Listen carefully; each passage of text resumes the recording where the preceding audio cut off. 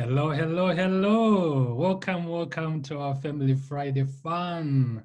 Welcome, everybody. I can see smiling faces there. I saw some of you yesterday. Oh, you all look beautiful. Thank you, lovely people. It's your guy Blessing here alongside your Popo Gift and our engineer Pete behind the wheel. Thank you for joining us. Remember, it's a Friday, it's a free day, it's a fun day. It's a Family Friday fun day. So I just want to check who is in the house. Oh, not everybody, but I just want to give a special shout out to my Ugandans. Are you in the house? Just unmute and shout, yeah. There are no Ugandans. Oh my God. It's their Independence Day today. I'm in Uganda, so I'll just say yay. Okay. All right, on their part, okay, just make a loud noise for the Ugandans. It's their Independence Day today. Ooh, Uganda independence! Yeah, baby. Independent. Happy independence to the Ugandans. So I was just reading some fun facts about Uganda, and one of them that I read was that every president of Uganda is called M7. M7. Yeah, I mean, I think it's a joke because of Yoweri Museveni, who's been there for long. But it was one of the fun facts that I read, and it caught my eye. Happy birthday to Uganda. And moving on, I just want to welcome you to a place where we relax, connect, motivate each other, inspire each other. Thank you for coming along. Before I introduce our guest, I just want to know it's the Black History Month. That's why you can see my flag over here. And for you, just a fun fact, the black stripe means the black majority, represents the black majority in my country. So you're all represented if you come along. Also, I just wanted to pose a question. You can type in the chat for the response, or you can shout it out if you know. Just a quiz, a very fun quiz. What do you call me when you see me dressed in a Halloween suit? What do you call me when you see me dressed in a Halloween suit or costume? Oh, Peter, not allowed to answer. Trick or no. Not really. You were close, but anyway, let me give it away. Can I give it away? Yes, please. A blessing in disguise. That's a good one. I like it. Yeah. So I just want to say sometimes blessings come in disguises. You know, in times of crisis, you also get blessings in there. So that's just to introduce my my guest, Dr.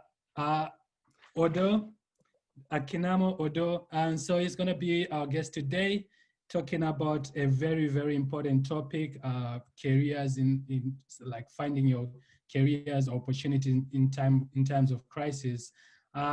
He's got a very huge profile, which I don't think I'll be able to say everything, but we sent something, a very long page. Actually, it was like a quarter of his profile that we sent out. He's got more than that, and he's gonna give us a tip of the iceberg today. Welcome to the show. Have fun, Dr. Akan, and enjoy. Welcome, and take it away. Thank you. Thank you, Blessing. Blessing in disguise. I like it. So can everybody hear me okay? So I've been told it's a family affair. So I'm actually a little more relaxed, which is good.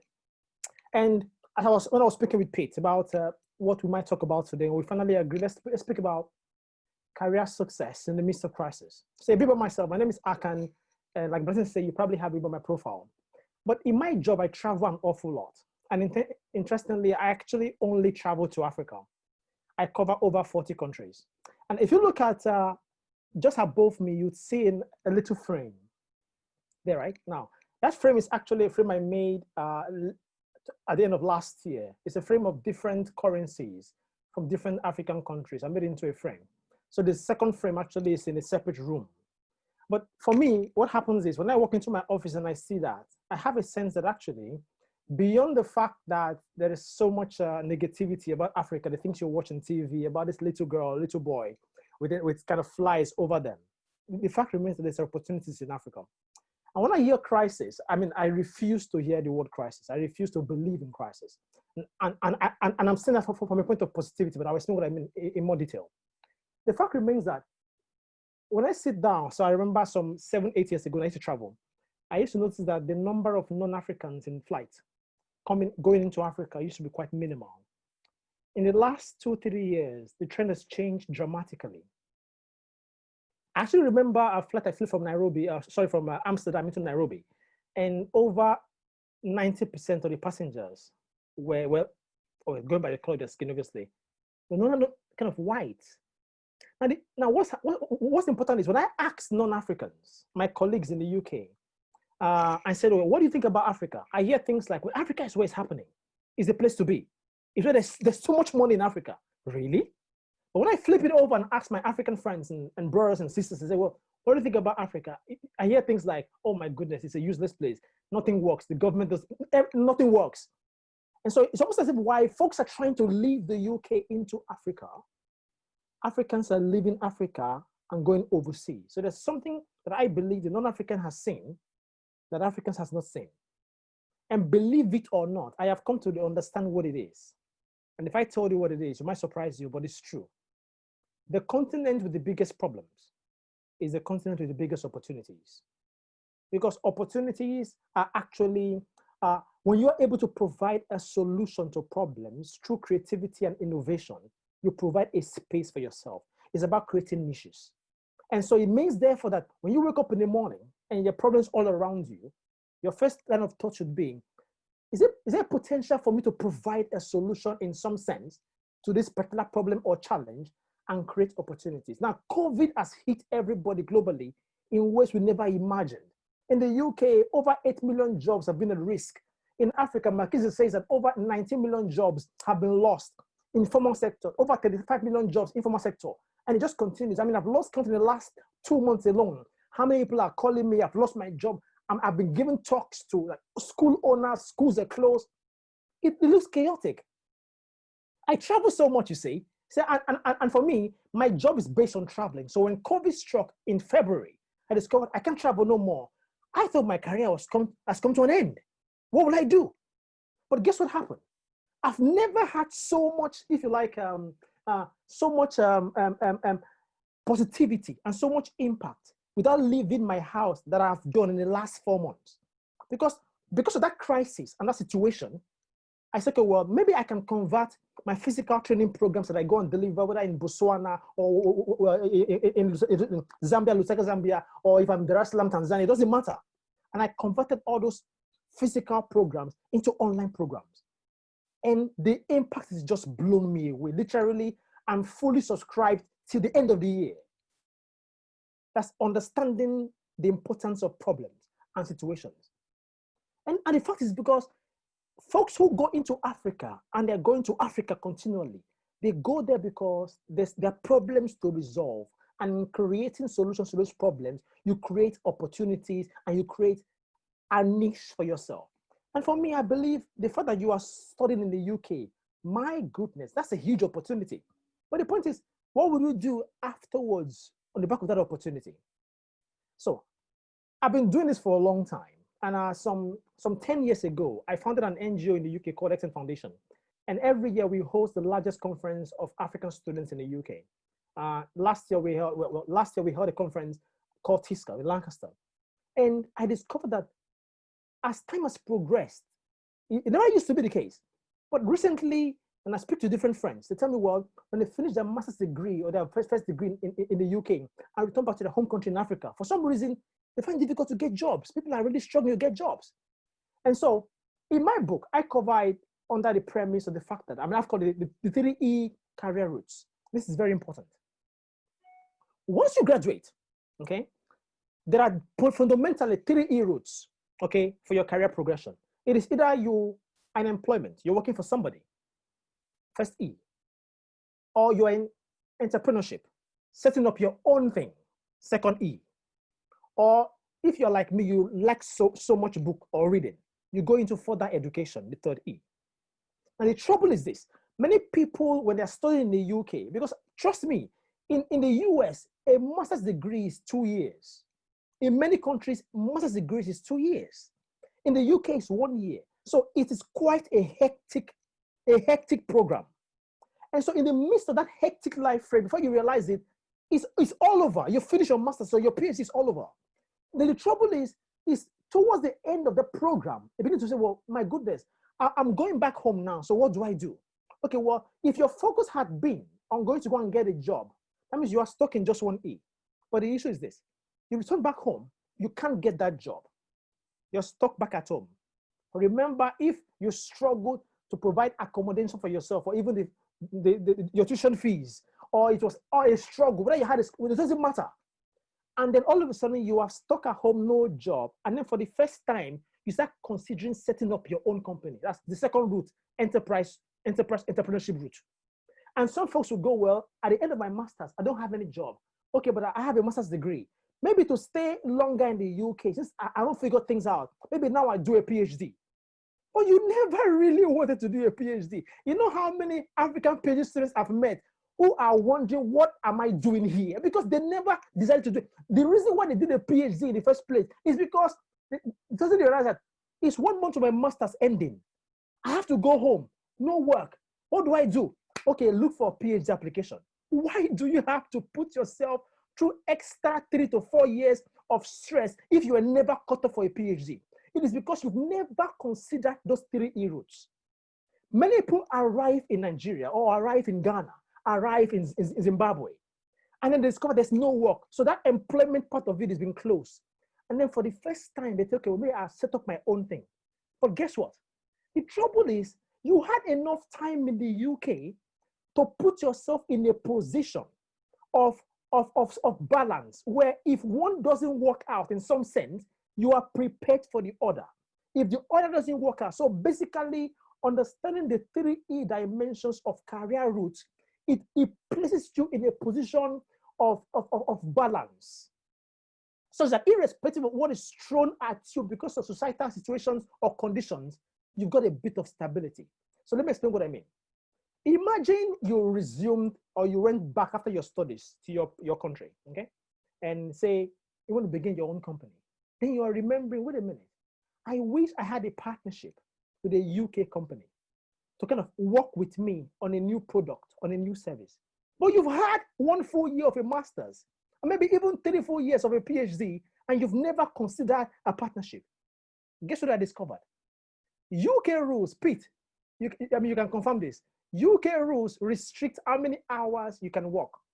But guess what? There is no restriction to how many deals or partnerships you can strike, or how many contracts you can arrange. Before I finished my PhD, friends, I signed 15 agreements with different companies I knew I'll be working with after my PhD. And so it meant that my PhD almost was becoming like a stumbling block for me to begin my career, because I was already prepared in advance. It's about understanding what you should be doing now. So for example, if you're in law, ask yourself, what are the key problems? Because I was telling you, problems and crises are opportunities, are a basis and raw materials for opportunities. So in your specific area of study, whether it's in business, in engineering, ask yourself a simple question. Which product, follow me on this is very important. Which product, which service, which process, which activity, which pathway, which softwares, which mobile applications are functioning effectively in the UK? A company and SME is already making it work because they have provided a solution to a problem, and that is the basis which we have established their company. And ask yourself, in Zimbabwe, in Malawi, in Nigeria, is that available? Is there a potential for you to develop a specific niche, a solution through creativity to provide a solution to a problem? I remember I flew into Nairobi, and that was last year. And after I gave a talk, I was driving back to my hotel. And I told my driver, can we stop by the mall? Let me pick up wine. So we stopped by. This happened in Nairobi. We stopped by. And then I remember I bought the wine. As I left, the driver said, Doc, can you give me a minute? I said, what's going on? He brought out his mobile phone, and I was watching this guy. Then he scans something on the wine. What is he doing? What is he doing? Then he tells me, no, Doc. It's a way for me to understand if the wine is genuine or not. I'm like, whoa, wait a minute. What is going on here? What happened? Apparently, somebody had figured out that because of the issue around some fake wine products, there is actually a base where you can actually get your specific wine of specific prices coded by the government. And so if you walk into a mall, you have a mobile app on your phone, you scan it, there's a connection, you know it's genuine. Somebody thought of that. Do you know, I remember I was about to fly back to the UK after a session. I think I was in Tanzania. And I had never actually used Uber before. So I was running late for my flight. And so someone said, Doc, just download Uber. So I downloaded Uber. I clicked the Uber. I made, okay, I'm moving from the airport, from the hotel to the airport. And within, I don't know, 2 minutes, the Uber sign told me there are 5 drivers within so and so miles of you, told me the driver's name, the plate number. I was like, wow, what's going on here? And that's the first time I ever used Uber. So somebody thought, wait a minute, the average person who wants to get to destination likes to get there at the right time for a minimal cost. That is a problem.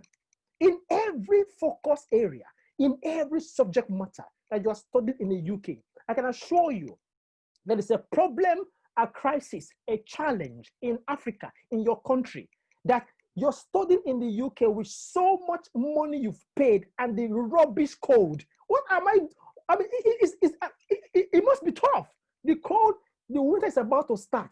So after going through all of that, won't you position yourself and your career to take advantage of this in advance before you resume, and don't put yourself under pressure? Fundamental. It comes about partnerships. So I'm going back to the second level now. So understanding your 3 career path routes, your 3 E routes, and how you navigate that.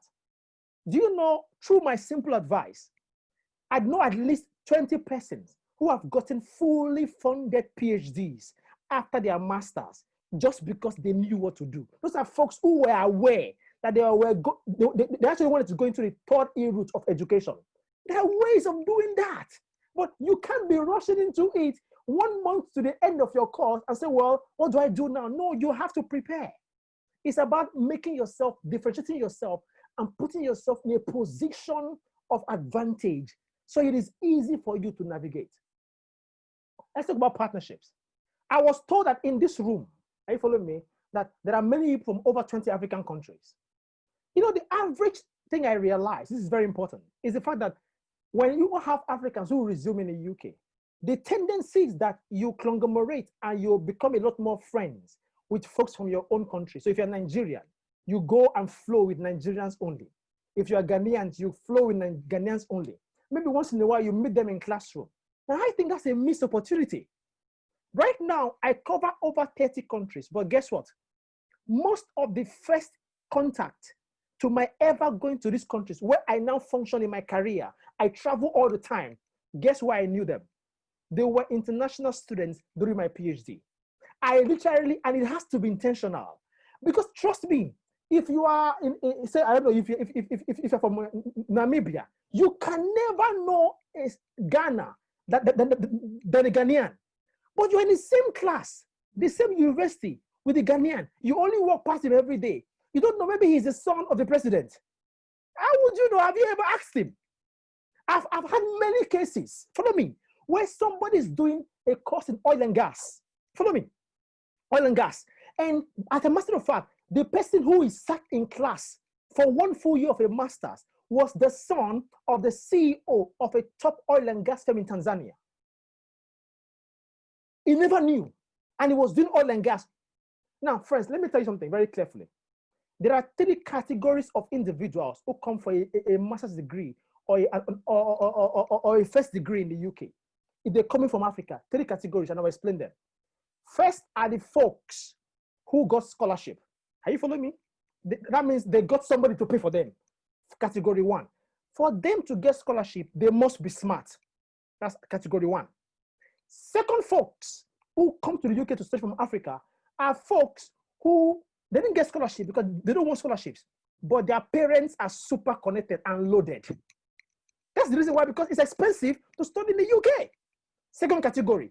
Now, if they don't have scholarship and the parents are super connected, I want to know them. Category 2. Category 3 are folks who didn't have scholarship, the parents are not loaded, but my goodness, they are hardworking and dogged because they understand the basis of overseas education. Guess what?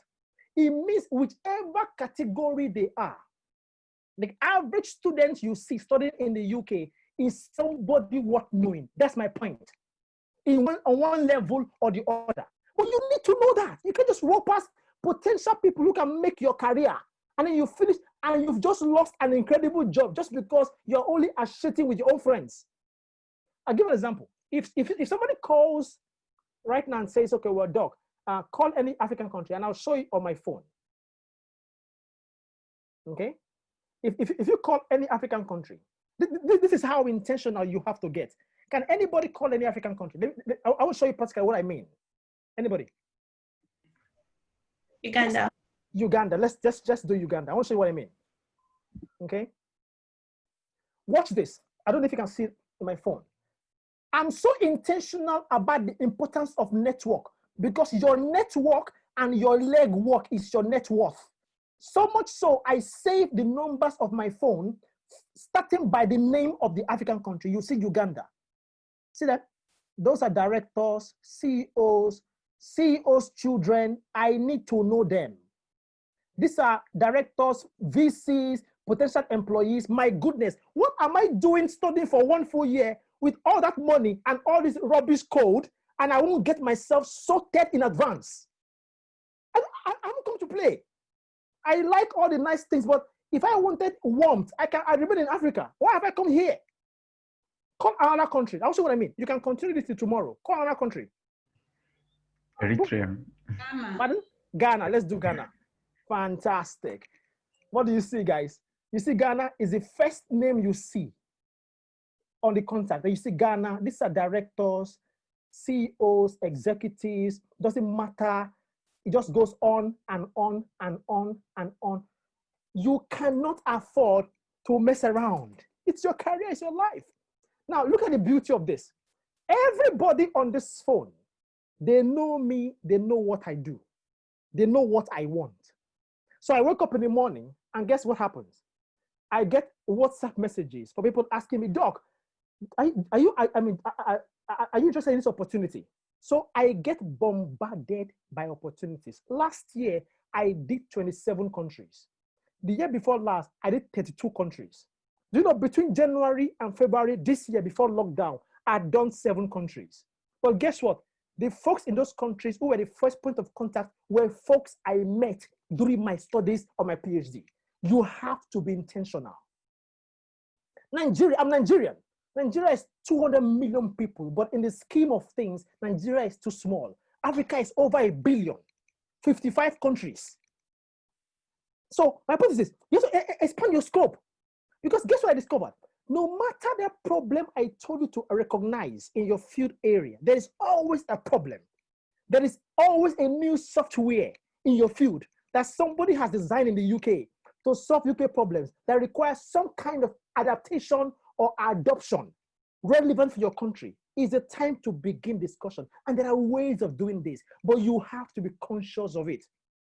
How many of you have a CV? So if you are going the route of employment, I'm wrapping up now because of time.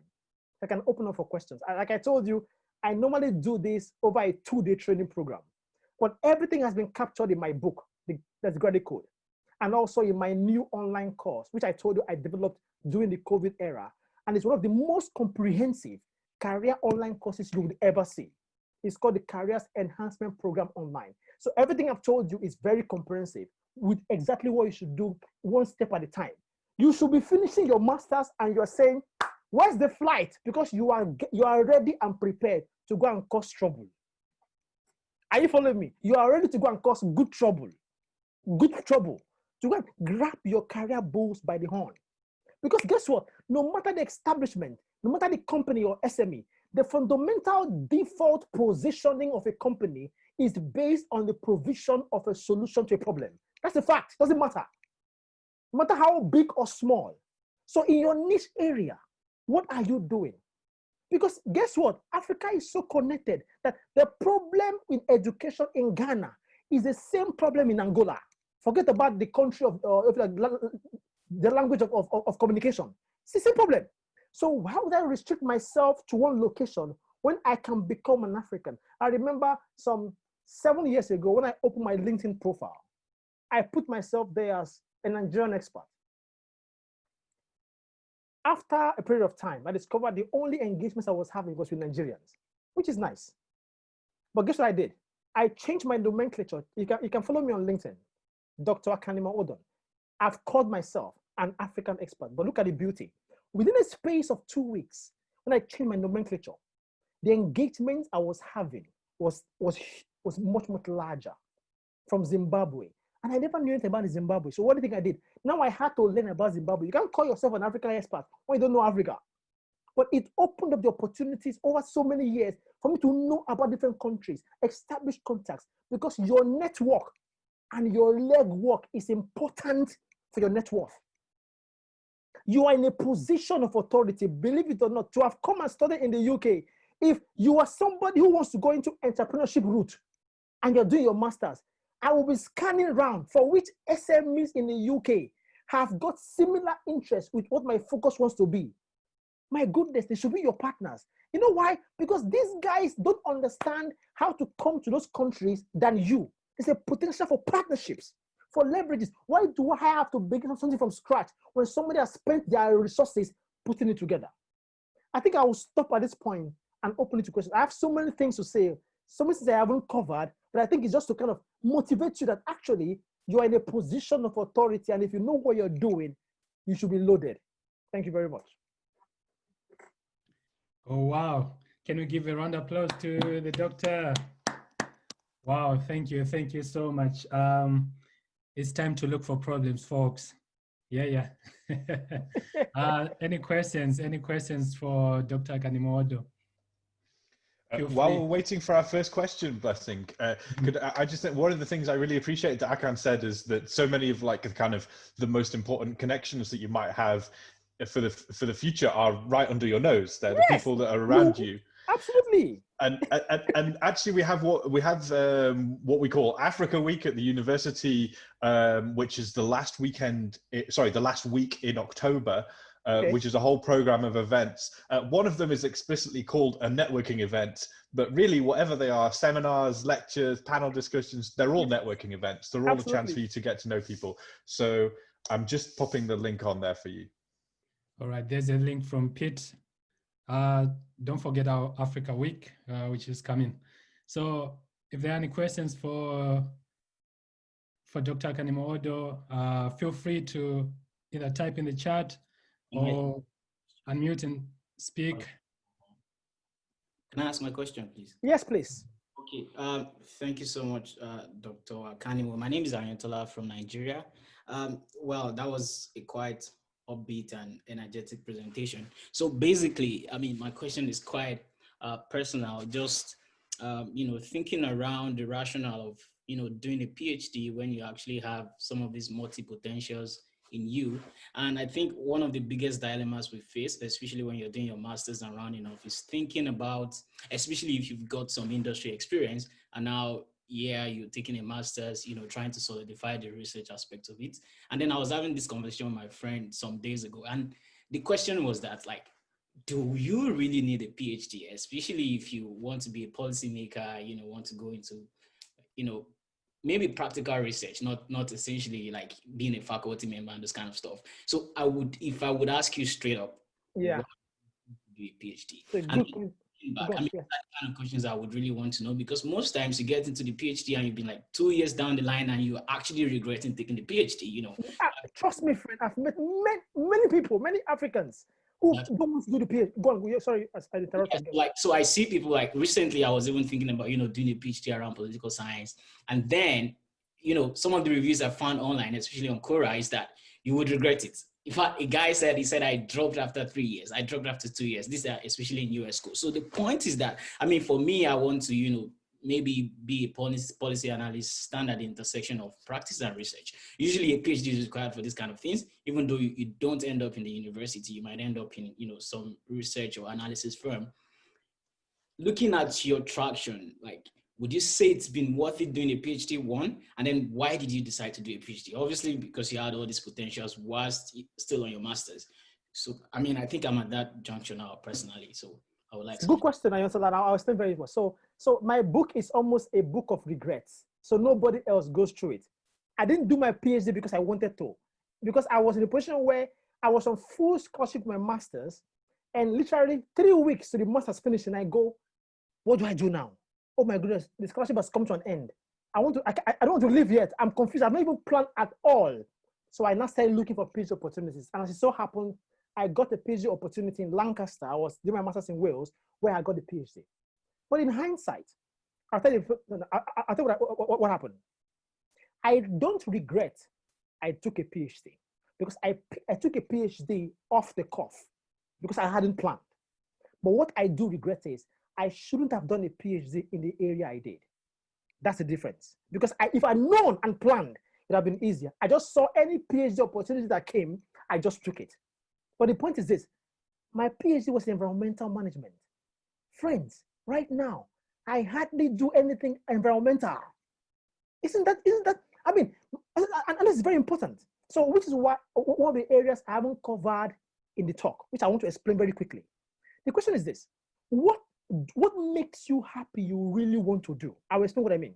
Some folks know they're cut off to be academics. In Africa, no matter the country, you cannot be an academic without a PhD. You are dead.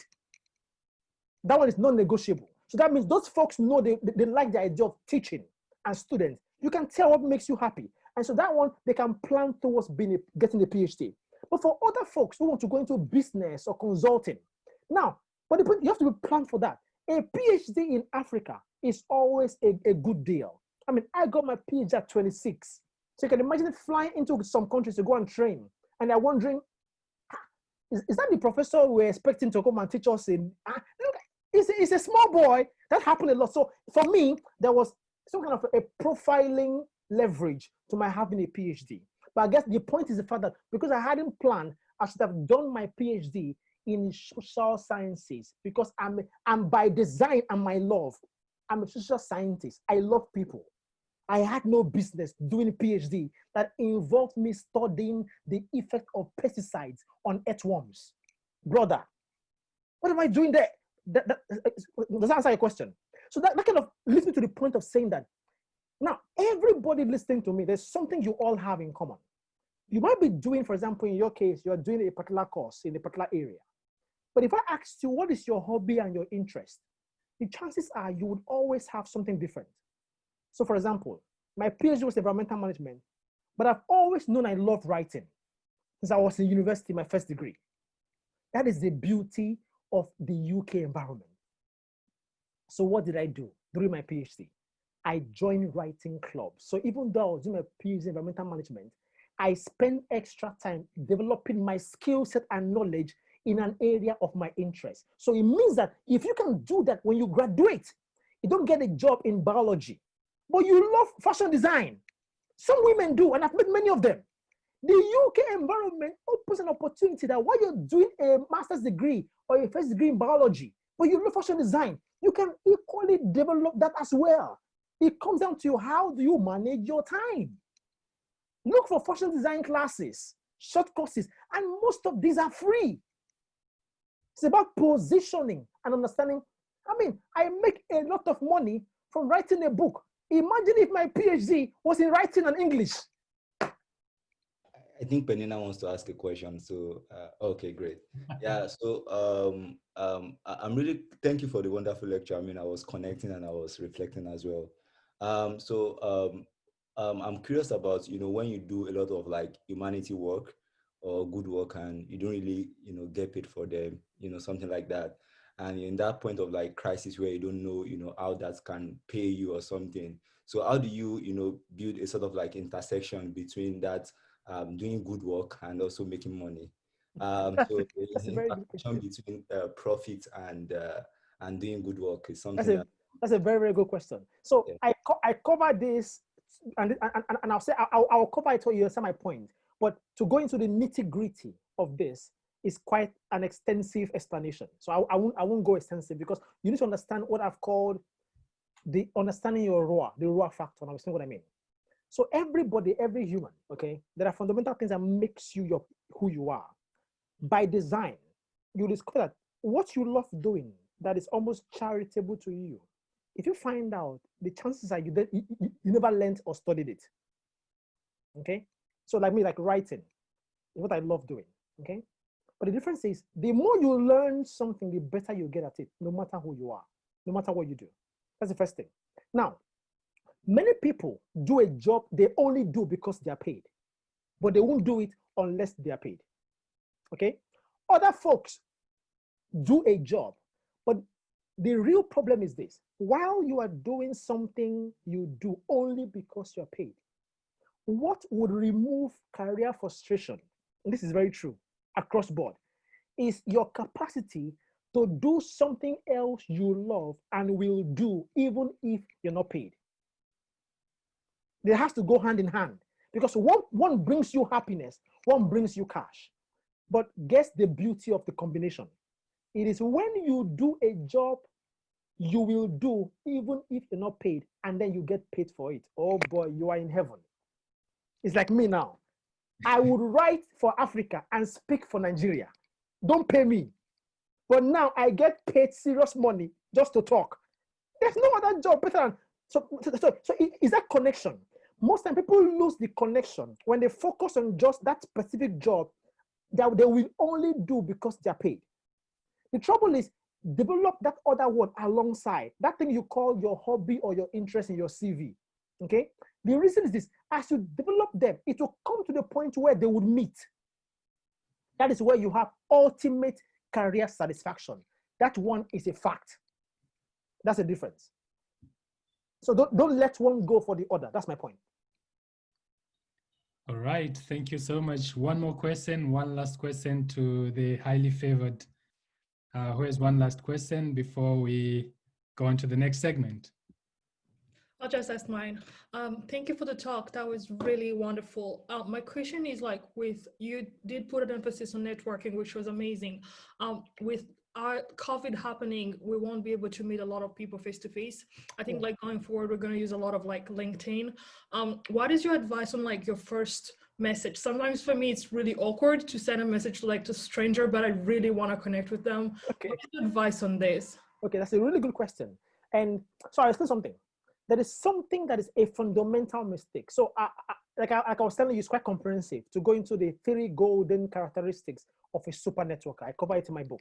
But my point is this: the fundamental mistake the average person who wants to network does is there is a tendency for you to want to ask or greet. The biggest secret to connecting is to show the person you know them. So let me explain what I mean. So I find somebody I want to connect with, okay? The average person would go, hello, sir. My name is so and so person, so and so person. Instead, the first conversation I would begin with is I would say, hello, sir. I read your last 3 articles where you explain that if I was the writer of the article and the first thing I read in an email is somebody analyzing my article, the person is interesting. Okay, so my point is, you need to, which is why people don't realize this, but the biggest skill to networking, believe it or not, is research. That's why people will tell you if you are an extrovert, you connect more. It's a lie. An extrovert might be good at getting contacts, but an introvert is better at getting a network. It's different. You can be an extrovert and flange and go, hello, give me that. But the core of networking is knowing what you want. Follow me. Who has what you want? The person who has it, what do they need? Because trust me, no matter how amazing somebody is, there is something everybody needs. And so partnership and network flourishes faster and longer if there is a sense of mutuality. So does that answer your question? So find out who the person is. get a sense of what. So, for example, if you are, where are you from? Sorry, where are you from? I'm Rwandan. From Rwanda, good. So now you are Rwanda, you are Rwandan. You know Rwanda. So if I was to contact somebody who doesn't know Rwanda, I'll play the Rwandan card. That's easy. What do I mean by that? So and so person, I discover you do so and so work in this, which is very interesting. I wonder if you've ever been to Rwanda. As it so happens, I am one. There are potential opportunities in Rwanda for potential. Does that make sense? So basically, you are offering them a knowledge you have that you are confident and know the person you are writing to doesn't have. That is the connection point. Everybody wants something. That's how you begin introduction. Engage them by showing them that you want to connect with them enough to know about them. All right. Wonderful. Oh, thank you so much, Doctor. I learned a lot. Just a few takeaways. Look for problems. Look for them. Run after them. Find them. You know, do what you love. Get connected to your hobbies, to your career, to your future, to your powers, to the next person next to you. So get connected. Those are some of the takeaways I got from the wonderful presentation from Doc. Thank you very much, Doc. It has been a pleasure to have you around. I'm gonna take it over to. So just 1 minute, Blessing. That's an offer. So yeah. anybody wanting, so if anybody wanting a copy of the book, if you just speak with Pete, okay, and just get a collection of names, because I can get it signed and send it to you. So if I have a list from Pete and it's easier with a name, I can discuss with Pete how they can make payments and so on. I think it's probably easier. I can put it together into a bulk and deliver it to Pete, and they can get it around. Sound right? Sounds great. Thanks. Thank you. Thanks, Thank guys. you very much. All right. Have a lovely, lovely weekend. Bye-bye. Thank you. Gift, you can take it over. Thank you so much, Dr. Akanimo. It was really, really great. Thanks for coming. Thank you. Thank you so much, guys. We have a couple of people wanting to make announcements. Ahmed, do you want to start off? Yeah, so hi guys. I don't know if you know that I wrote a book and I want to like do a giveaway of a copy, The Africa I Dream to See. I'll be sharing like 3 interesting facts. So probably one will be a lie and the 2 will be like facts. And if you can get the correct facts on the chat board, the first person who gets it, get the book. And I'm going to send it across, or we're going to like find a way to meet up. I published the book in 2018. I wrote 70% of the book in traffic. And lastly, I've sold 200 and plus copies. So.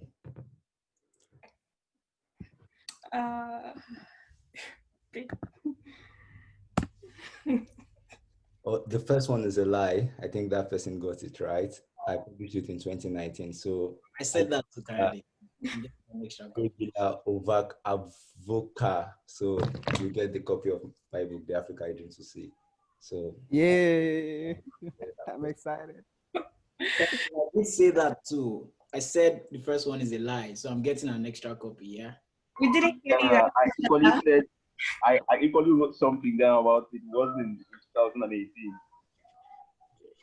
I got the second answer. So what about me? Thank you so much, guys. Thank you, Ahmed, for giving away your book. If other people are interested in the book, of course, you can buy it to support Ahmed. Anyway, that's it. Julian and Geoffrey, do you want to make your announcement? Are they here? Yeah, thanks very much. So it's nothing special, really.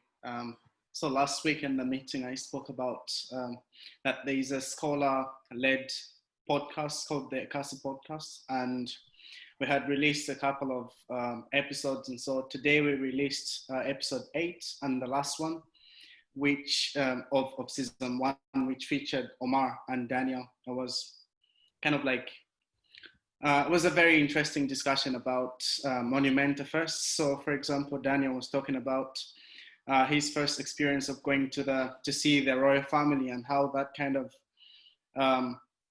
emboldened him, and it has kind of shaped how his journey has been as a leader, and he has achieved so much as well for the scholars as well as just in the university community, and I guess for his career as well. And then Omar was talking about how he embraced kind of like his spoken word, let's say, and how they both dealt with going back home for the first time after being in Edinburgh, and how they had to suffer a culture shock, so to say, where friends were probably expecting them to be rich and buy them food and stuff like that.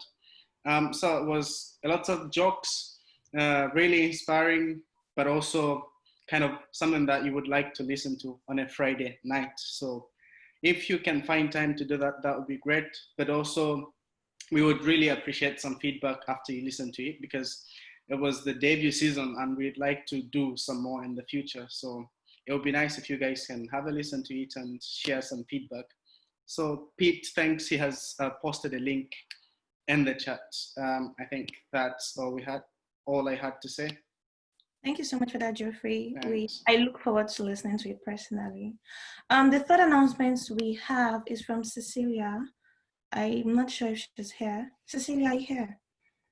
Hi, yes, I'm here. Thank you. It's a really quick announcement. Just firstly to say thank you for the guest talk. That was really motivational, especially for someone at this level of study.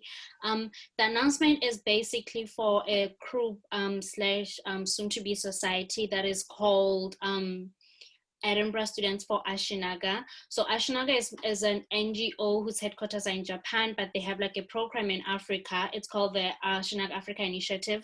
It basically helps to improve access to education for students from sub-Saharan Africa. And so we have a sort of student ambassador program that we are studying in the university.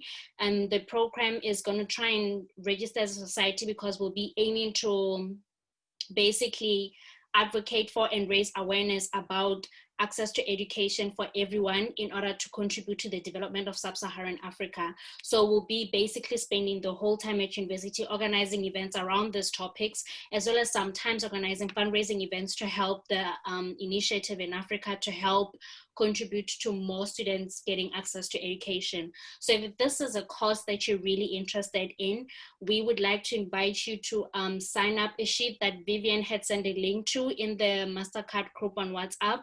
The signatures are not necessarily a commitment that you'd like to be a member of the society as yet, but it's basically to say you support the cause and you support it being registered as a society within the university.